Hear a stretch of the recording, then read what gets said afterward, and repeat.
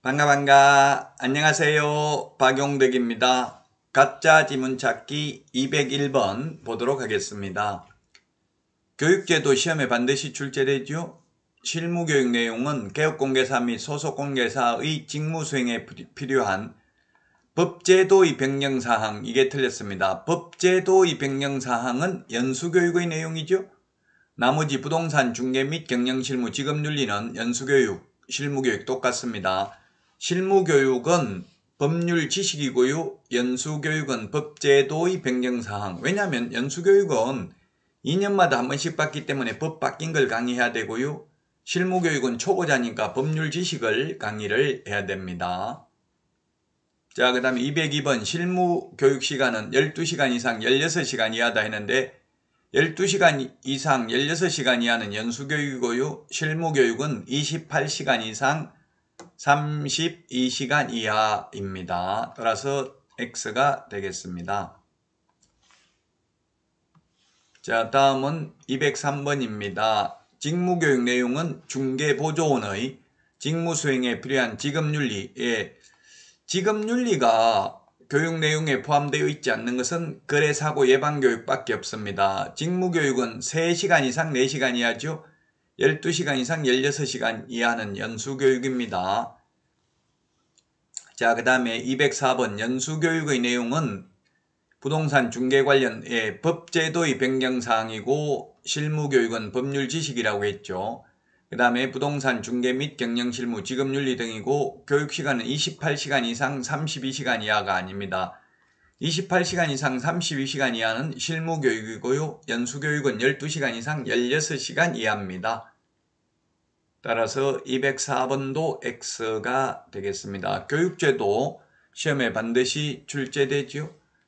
자, 그 다음에 205번 연수교육을 정당한 사유 없이 받지 않는 경우 100만원 이하의 과태료 X입니다. 100만원 이하의 과태료가 아니라 500만원 이하의 과태료입니다. 교육제도가 5개가 있는데 이 5개의 교육 중에서 처벌받는 건 오직 연수교육밖에 없습니다. 5개의 교육 중에서 교육시간이 명시되어 있지 않는 것 거래사고 예방교육입니다. 5개의 교육 중에서 시도지사가 실시할 수 없는 교육은 매수신청대리 실무교육입니다. 매수신청대리 실무교육은 법원 행정처장이 지정하는 교육기관에서 교육받아야 되죠. 법원 행정처장에게 매수신청대리 실무교육 지정 승인을 요청할 수 있는 곳은 대학전문대, 협회만 가능하고 공기업 준정부기관 불가능입니다. 그러나 중개실무교육은 대학전문대, 협회, 공기업 준정부기관에도 위탁할 수 있습니다. 연수교육은 2개월 전까지 통지해야 되고요. 거래사고 예방교육은 10일 전까지 공고하거나 통지해야 됩니다. 거래사고 예방교육은 받아도 되고 안 받아도 됩니다. 자, 교육 5개 중에서 사전교육 미리 받아야 되는 게 직무교육, 중개실무교육, 경매실무교육 요 3개는 미리 받아야 되는데 유효기간은 1년입니다. 교육받고 1년 안에 개업하거나 취직 안 하면 다시 받아야 됩니다. 그만두고 1년 안에 다시 취직하거나 개업하려면 교육 안 받아도 됩니다. 교육제도 시험에 반드시 나오고요. 우리 암기 프린트 53번에 있으니까 꼭 숙지를 하셔야만 되겠습니다. 자, 다음은 206번 문제입니다. 5개 광고물이라는 건 간판입니다. 간판에 연락처 기재할 필요 없습니다. 간판 실명제입니다.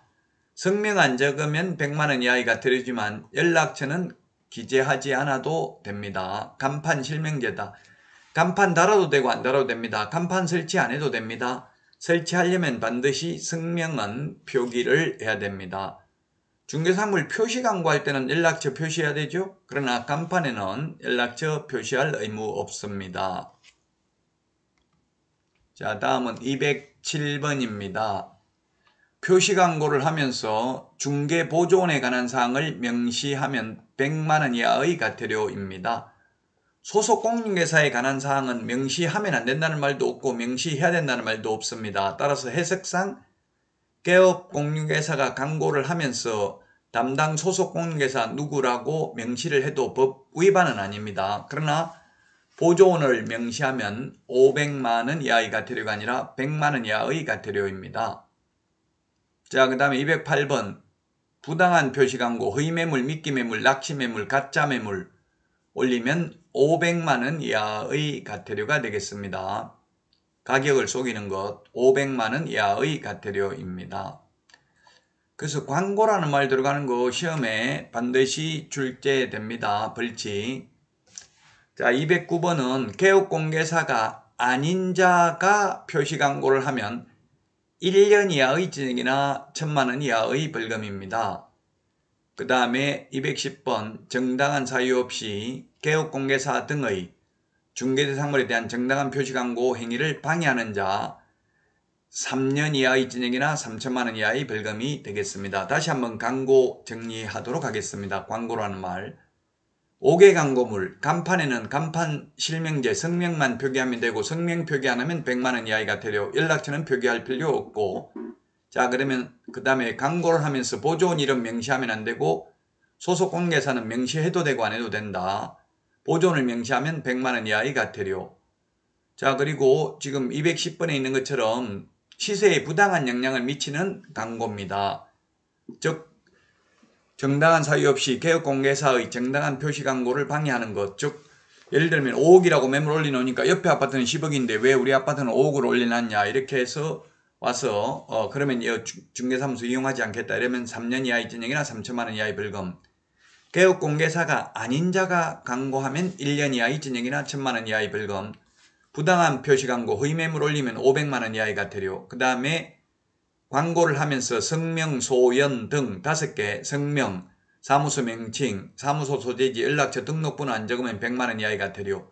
인터넷 표시광고하면 소면, 종가형, 중개사물 소재지, 면적, 종류, 가격 명시하지 않거나 또 건축물인 경우 총사방, 개개, 입주간, 총청수, 그 다음에 사용승인 사용검사 받은 날, 방향, 방의 개수, 욕실 개수, 입주 가능일, 주차 대수, 관리비를 인터넷 표시 광고하면서 건축물인 경우 명시하지 않는 경우 100만원 이하의 과태료에 해당된다는 것 꼭 기억하시기 바랍니다. 자, 이번 시간 여기까지 하고요. 다음 시간에 찾아뵙겠습니다. 수고하셨습니다. 안녕.